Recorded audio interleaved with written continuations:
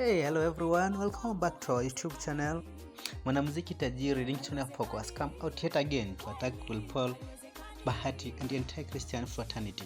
Kulingana na mwanamuziki huyo, Wakristo wengi wameanza kusikiza ngoma za kanisa. This comes barely a week after Willy and Bahati released their new songs. Nyimbo zao wawili zinapata views mingi sana pale YouTube.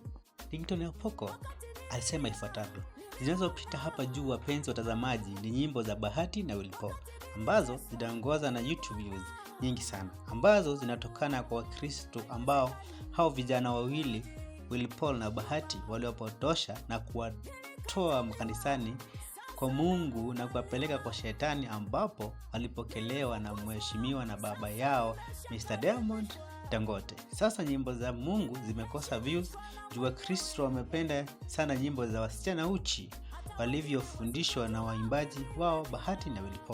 Following his remarks, he has been highly criticized by so many Kenyans. Shabiki mmoja amemwambia kwamba wewe wachana na maisha ya watu, fanya kazi yako na wacha watu waimbe nyimbo zenye ambazo wanataka. Mwingine amemwambia kwamba wengine kwa Mungu akipiga laini ya kupewa akili, Mr. Apoko alikuwa round 2 kwa laini ya kunywa uji.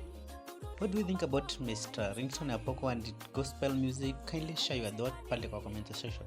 Thank you for watching. See you next time.